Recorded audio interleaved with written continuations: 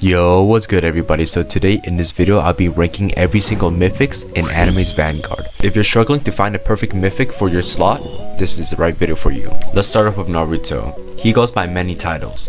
A lot of people say he's one of the worst mythic to ever be introduced in this game. That's why no one uses him. But recently he got a buff. In this buff, he got his prices reduced and his damage increased, which means he's really cheap. The starting price is only 1,300 cash, which makes him a very good first unit placement. However, there's a lot of cons using Naruto though. Long story short, he sucks without evolution. Like, he's just terrible. But once you evolve him, you get another passive, titled the Blistering Rage. Basically, each attack you get 2% more damage and it stacks up to 36%. Overall, to me, he's not the best nor the worst, so let's put him in B tier. And also, my friend said this.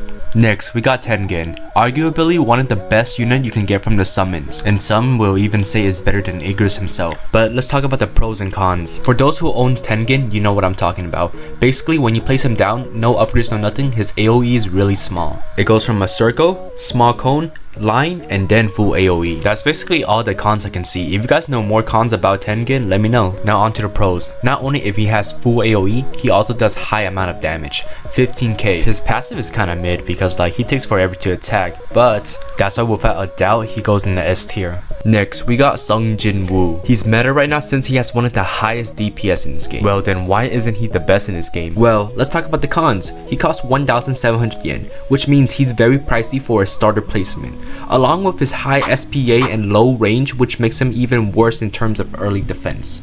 Now it's time for the pros. He does very high damage, has a decent SPA, and has a big range after it's fully maxed out. Not to mention, his AoE is very consistent throughout all upgrades. Now it's time for his signature move. Arise. This move summons shadows that walk towards your opponent and deals damage to them on impact. And even more, he applies allies buff into Igris, as well as giving him 20% more damage and 10% more range for a limited time of any units in the range. And now, without a second doubt, let's put him in S tier. Next, we got Jain. Every boss worst nightmare, due to the fact that her passive allows her to increase damage when a boss appears. Well then, what are the cons? Firstly, she's very pricey, and along with that, her damage isn't the best. Should have gave her like a bleeding, burn, or something. And also, shield will counter her when she's fully maxed out, since she can't multi-hit anymore and she only does one strike. Now onto the pros. She almost has full AoE, which is like 60%, kinda like a pie chart. She also has 5 unit placement, which can come in handy for a lot of situations. She can also dodge stuns. With her dodge, she will do more damage, which can be sometimes the definition of winning or losing for your game. Not to mention, she can also do crits damage, which can add up her damage points over time.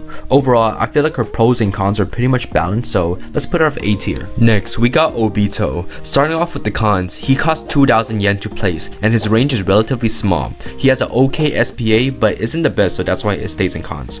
He also has a small AoE, which makes him unreliable in early defenses. Now, time for the pros. He does high damage paired with his passive. His upgrade 1, 2, and his last one has all multi-hits. His SPA is good and his range is bigger as the upgrade progresses.